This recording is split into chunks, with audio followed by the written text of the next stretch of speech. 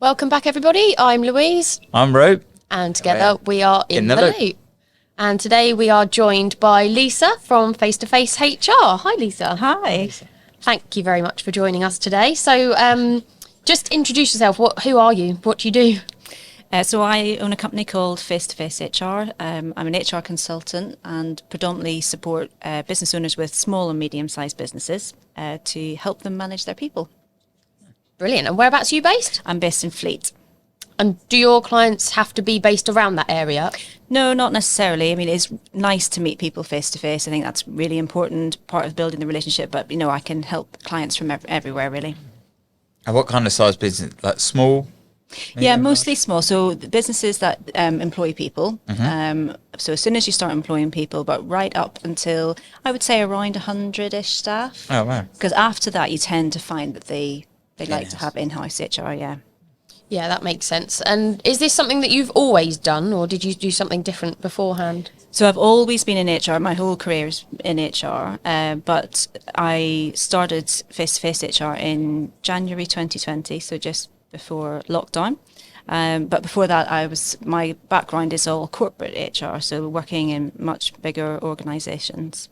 Oh, okay. HR organisations or HR departments in? HR departments, so mostly pharmaceuticals, oil and gas, those types of businesses, and then decided to go for a complete change and support smaller businesses.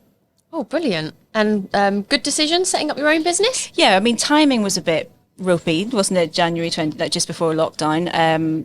Though that took a bit of time to get used to, but yeah, very good decision apart from that. There was a lot like last minute things that people didn't know about COVID and how people off and letters, furlough, the world of furlough.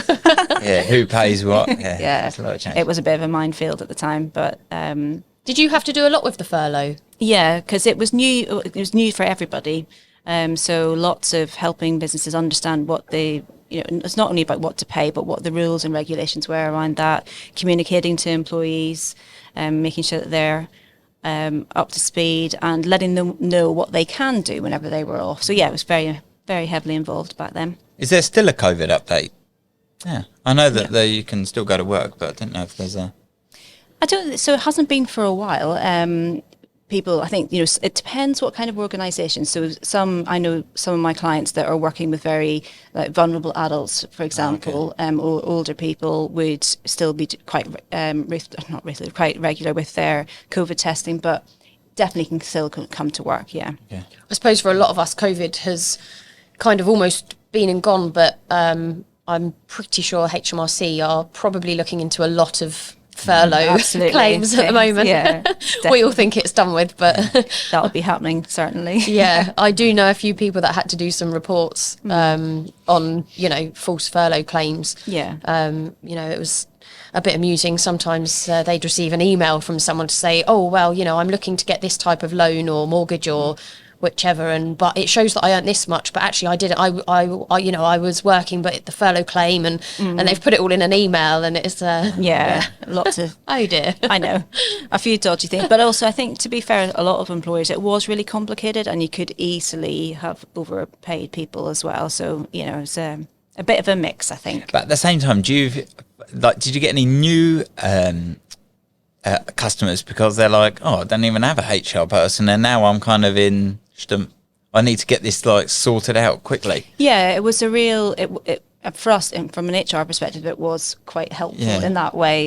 Because there were lots of people that lots of businesses had never had any kind of HR support and wanted to know how to do just even furlough properly, and then carried on from there. Yeah, because even in general, HR is kind of one of them things you think, I don't need it. There's only one of us, two of us, and they're good as gold, the guys that we have, until there's a problem, and then they're like, oh, yeah, what do I do? Yeah, and that's I mean, it's very typical. It's not necessarily the thing that's going to be at the front of a business owner's mind, but it is exactly that when it goes wrong or there's a potential problem and they just don't know how to resolve it or where to start. Yeah. Very common. Yeah. What's the best thing that you've found about running your own business?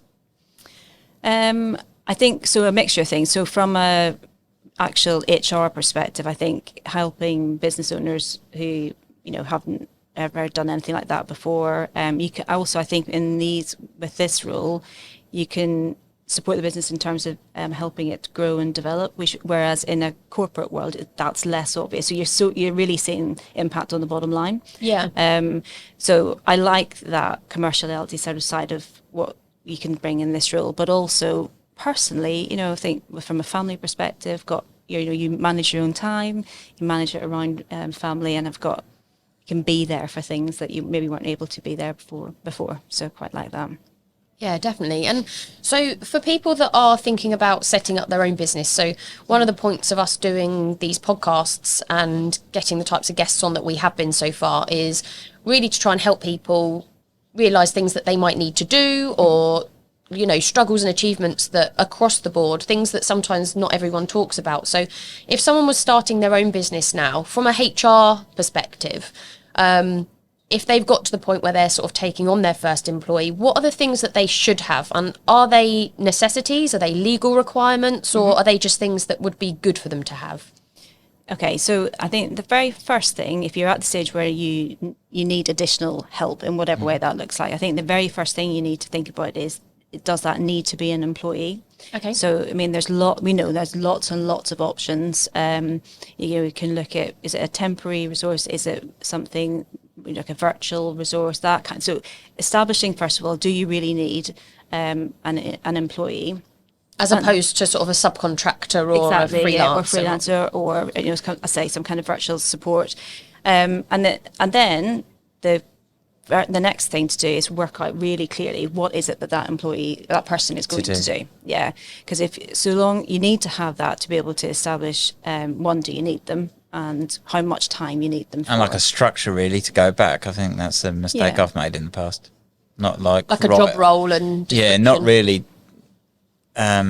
You've made a job description maybe for an advert, but you kind of thinking need through to what they're set it actually out. Yeah, that is really important, because the thing I always say to anybody that's taking on a new member of staff, your employees, they're not mind readers. They're never going to be mind readers. So you really do need to, it sounds very simple, but if it's missed, it causes problems because you're not clear about what it is you want them to do. So therefore, how can they be clear?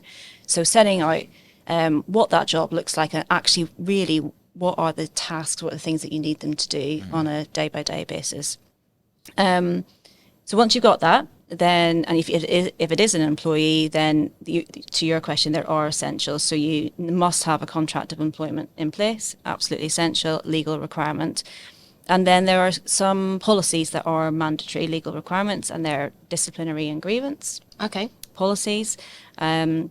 Health and safety at a point whenever you've got a few more staff. So those are the very, very basic minimum requirements from a legal perspective. So really then, when some people are thinking to themselves, I want to take someone on or do this, and they think that the HR side of things is going to be a mammoth task, actually there's only a few things that they really need to have. It's not perhaps as big as some people think. No, exactly. I mean, it's not a raft of stuff. And actually, in a small business, what you don't want is to have a whole ream of, this massive handbook and a massive load of policies, because, you don't need them, and it means you have to strictly follow what they say. So and update them. Them, yeah, absolutely. So, having the key requirements in place isn't a massive task. And with the contract, I know you said about contract of employment, what if people are going to be taking on sort of subcontractors or freelancers? Is there a similar type of contract that they should have for those types of people? I think it's important to have a contract in place with anybody that's either providing a service to you or that you're employing. So that contract just sets out, your expectations of them, they're what they can expect of you. It's not an employment contract, but it is important to have that contract in place. Yeah. If you have a contract in place and times down the line change, what about changing parts of contracts? Just have a chat with your employer. Depends. You can do that, or scribble it out, bit of pen. Yeah.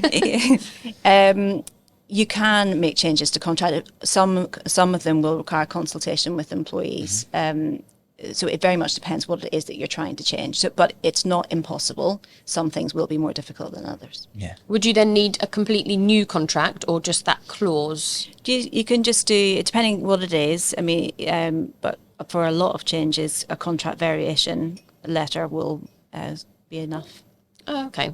And so how do you work with your clients then? Do you just charge per job that you do, or per policy or contract, or how do you provide your services? A real mix. So I've got clients that are, if they're in that stage where they're taking on their first employee and they just want that, that package together to make sure that they've got everything, then we can work on that, and that's just a simple charge for that. I've got ad hoc clients who will contact me more when they have a question or query, or need a piece of advice on a particular issue that's come up. And then I also have retained clients where I'm much more involved in their business, become their HR department. Yeah. And so you're thinking about what does the people plan look like for that business based on considering what it is that the business wants to achieve. So very much to suit the client and whatever they need. Yeah. And I know we were talking before, obviously, this podcast about Christmas parties and stuff. Yeah. Are there any times of the year that you find that your workload is increased? Christmas parties definitely can be one. Holiday season can be one as well, because I don't find it happens as much now, but employers will have to at some point say no to people's holiday, and then sometimes people just go anyway and go AWOL, so things like that. Yeah, it does create like a tension if you say no. Yeah, definitely. None of us like saying no, do we? I know every time I'm asked, do you mind if I have this time? Or I always want to be able to say, yeah, that's fine. But I've only ever once had to say, do you know what, actually, it's going to be really difficult. And I felt awful saying it. Yeah, I know. It is difficult sometimes. But I think most employees realise that their employer is trying to be accommodating. But when things come up, and that's why, again, having policies and processes in place that make it really clear to employees how far in advance you should be requesting holiday. It just almost, it means you can all be more planful, and therefore, also employees will understand if other people are off, then maybe they can't be off. But if you don't have that written down anywhere, we've got rules. Yeah, it has to be asked for by this. No, two of the same role can be done. Yeah. It's helpful that way. Do you have to deal with many sort of disciplinaries or anything, support employers through that process? Yeah, I do. Ideally, we wouldn't have lots of disciplinaries to do, but yes, inevitably they will come up, as do grievances where employees are unhappy about something.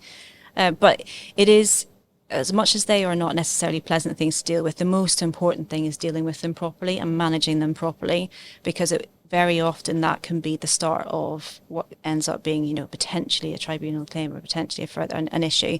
So it is, I always think, they can be time consuming, they can be quite disruptive, especially in a small business environment, because, those people are working very closely together, and if you've got that kind of disruption, it's very obvious in a small business, but all the more reason for managing it properly and managing it quickly as well, so that you try and resolve it.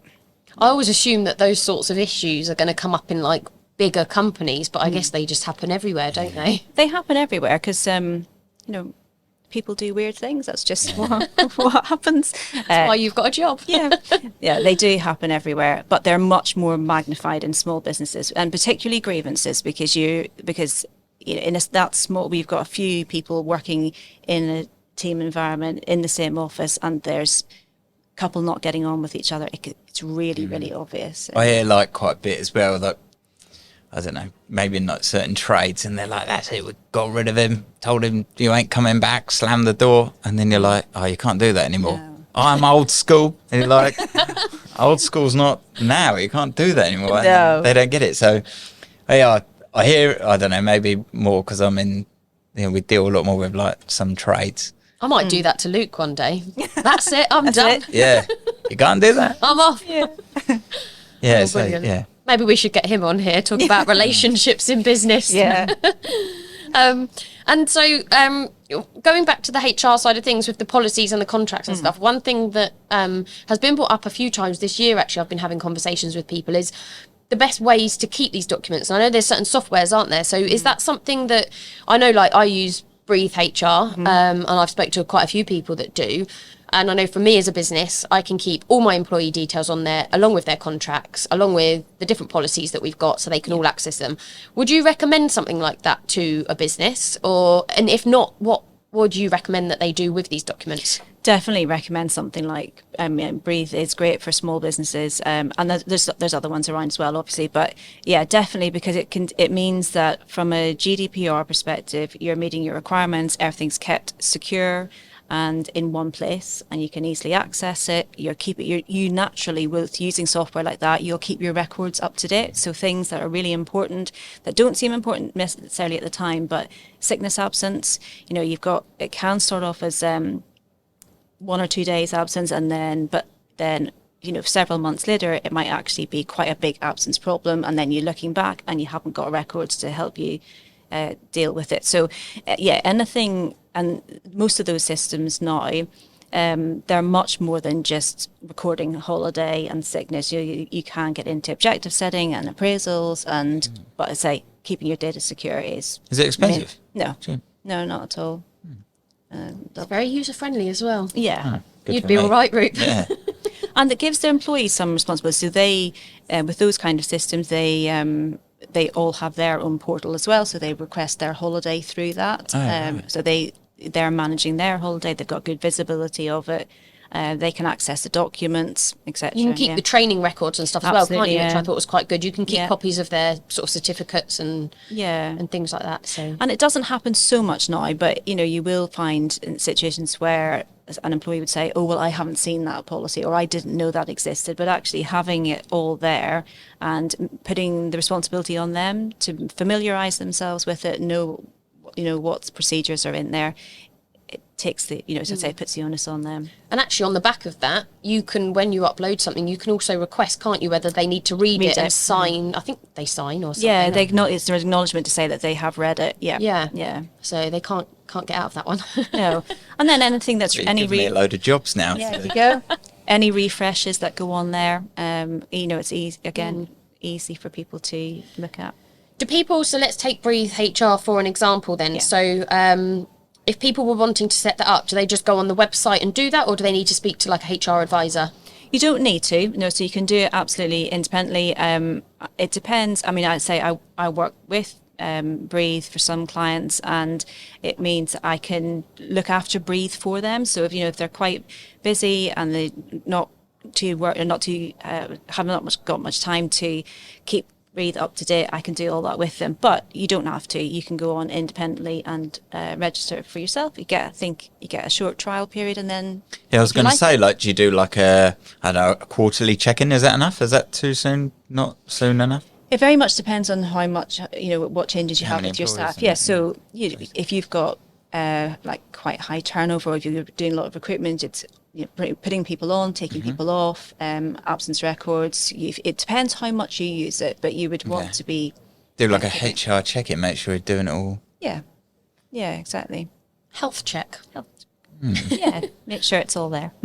And if on the front of I suppose running your own business, as that's very much the sort of topics of these podcasts and stuff. So if you were speaking to someone who was thinking about setting up their own business, what would a top tip or something be to them? Or, would you be encouraging them to go for it? Or what is there anything that you'd have to say? Oh, I think so. I think you need to recognise that it's going to take longer than you ever think. I think we would all recognise that it takes longer to get going than you would probably think of initially. So being really realistic about that. I think certainly for me, from coming from a corporate background and making the change into working with small and medium-sized businesses, getting that whole new network was absolutely key. So getting out there, meeting people, starting to form those relationships is very important. It's funny you say that, because last episode we were talking about networking, weren't we? Yeah. And we were talking about marketing and stuff like that in general. And I was saying that for some businesses it works really well with the networking, but as you say, forming those relationships and having people that you can sort of communicate with, pass around business, and and actually it's also really common, isn't it, that one thing that I've noticed that always comes up is the fact of, if you're setting up your own business, like you're going to be putting in the hours. I think Yeah. some people Yeah. have this illusion, don't they, of oh yeah, it'll be great, I can work my own hours, and actually, you know, you've got to put lots in at You first. do. You got to put. Oh, lots and in. weekends, like, Yeah. yeah. Yeah, definitely. It's not going to just happen for you. No. So being realistic about that, having the time, and I think just really getting out there and meeting people that you know, you can help out and they can help out you. It's important. I guess also, like with HR, if you're like always seeing the same person, then building up a trust, because if you're offering a service like that, they want to make sure that they can trust you to have their back. Yeah, definitely. I mean, they need to feel that you know your stuff. Yeah. You know, and that you can keep them legally compliant, legally up to date. That's part of it. But I think when you start getting into a business and working with, like, developing the culture of the business or expanding the business, you have to work well together. You know, you have to, the trust has to be there. You kind of have to buy into their business and feel that you can do something with them. Definitely. And so if people wanted to get in touch with you, where's the best place for them to find you? So I'm on LinkedIn or on my website, probably the easiest ways. And what are you on LinkedIn? Just Lisa McDonald. Just look up face-to-face HR, I think. Lisa McDonald, Yeah. face-to-face That's HR. it. Yeah. And you've got your website as well. Yeah. And do you offer, if someone wanted to have a chat with you for the first time, do you do any sort of phone call or? Yeah, free conversation, absolutely. Because sometimes, you know, there is just a quick chat about things that could be, you know, very quick situation that needs sorted out. Equally, it could be something that is much more complicated that it's going to require further conversations. But that exploratory conversation initially, absolutely very happy to have a chat. Okay. And get to, and I think, you know, when it comes back to things like contracts, it's not just a case of, can I have a contract? You know, you need to understand what the business does, what special clauses you might want in that contract that for that business in particular. So things like that will happen in conversations as you progress, rather than just initially. Yeah, definitely. Okay, brilliant. And we Have you always got ask, any HR things that have happened? Like, me? when you started out, like, what did you learn with when you took on your first person? Oh, I don't know really. I think I had a contract. My friend at the time was in HR. This is going back 7 years ago now. She was in HR, so she was able to give me sort of a couple of tips. And I remember us sitting at my computer, and she was saying, like, you want to be careful of this and watch out for this bit. And we sort of put that together. But to be honest, I've never had any issues. I've got all my documents, and I use Breathe, so I know it's all there. But yeah, no, it is good, especially if you end up having a conversation with someone and you know, they might be looking to further their career or go and do something else. Actually, I like the fact that with the contracts, for me, they have to give me a month's notice, which with what I do with the bookkeeping, for me, it's really important to have that time to try and have a bit of a handover period to a new person. So it's Although a I good bit of have had it in protection. the past where they've just gone. Well, I suppose you can't stop And them then you doing that, can you? yeah. And then No. you're, It will happen, unfortunately. But, you know, most people will want to. yeah, I think, especially Yeah. like you're saying, a lot more Yeah. people are like that. Give a month's notice, hand over to a new person. Yeah. Yeah, definitely. And I think, well, even by having those open conversations with your employees as well, you'll get a feel for if there is, you know, potentially something going to happen or potentially someone's going to leave, which allows you to be a little bit more proactive as well. Definitely. I think sometimes there's a really fine line, isn't there, between being someone's friend Absolutely. and having that employer-employee relationship. Yeah. But you want to have that Distance. friendly relationship, but at the same time, you need to have the professional side of it as well. So sometimes the line gets a little Yeah, bit don't be friends on blurred, Facebook. doesn't it? Don't be. No, I know. No. Yeah, definitely, because you are their employer, and but again, that's where sometimes having policies can help, because you're almost taking the decision making away from you. Yeah. You've got something to point to, which helps, especially whenever because small businesses, the relationships are close, aren't they? Yeah. And it can feel awkward saying no or having that difficult conversation, but seeking advice and having good documentation can help you. Definitely. Yeah, no, that's brilliant. Thank you. Thank you. And thank you for coming today. We always have a question that we finish yeah. with. So, I'll ask him today. So, so our question is, if you were to have one chocolate for the rest of your life, which chocolate would you have? it's probably going to be really unpopular. It definitely would be Cadbury's fruit and nuts. Oh no. I know. I knew it would be unpopular. I just don't do nuts in chocolate. See, most people say I don't do fruit and chocolate. Oh, I can have the fruit. No, I like the little chewy raisin in it. I don't mind that bit. I love a Toblerone. That's Oh, I know that's got nuts, but they're so small. you don't even notice they're in it. Yeah. But Toblerone for me. I What did about you? Toblerone cheesecake the other day, and that was really good. But I don't like the Toblerone. There's like weird texture in it. Oh. But Toblerone cheesecake was so good. Never had that at Toblerone all. cheesecake. But yeah, I'd say Cadbury's. Cadbury's good. Or Ferrero Rocher now do a bar. Oh no. Oh. White chocolate. Oh no, I can't do white chocolate. Oh. We're Oh, definitely. let's just do a we're podcast on chocolate. We're not going to steal each other's chocolate, are we? Absolutely not. No. No. You keep your fruit. What and about nuts. yours, Jack? I do like a Snicker. Oh, no. You see all these nuts. What's wrong with you all? Stop. Man enough. Was it man enough? You're allowed to say that as a HR? Can you say that? Isn't that the Yorkie? Yeah. Oh, that's Oh the yeah, they Yorkie. took that off, didn't they? Yeah. Oh, it's not you if you haven't had a Snickers. Oh. That's the advert, isn't it? don't know. I remember when Snickers was called Marathons. Oh yeah. I'm not that old. I am. Brilliant. Thank you so much, Lisa. Really appreciate you coming onto the podcast. Thank you all for listening / watching. If you've got any questions, if you want to get in touch with Lisa, we will put her details. And you can also look her up on Instagram, Lisa McDonald, Face to Face HR. Hi, I'm Dee Shepherd from SMJ Media Group. If you like what we do and if you enjoyed what you heard today, then please do continue to support us. Support us in our conversations, in our events, in our communication, and how we publish and how we promote all local businesses. So, how do you do that? Well, you can buy me a coffee. Where? buymeacoffee.com/SMJ Media Group.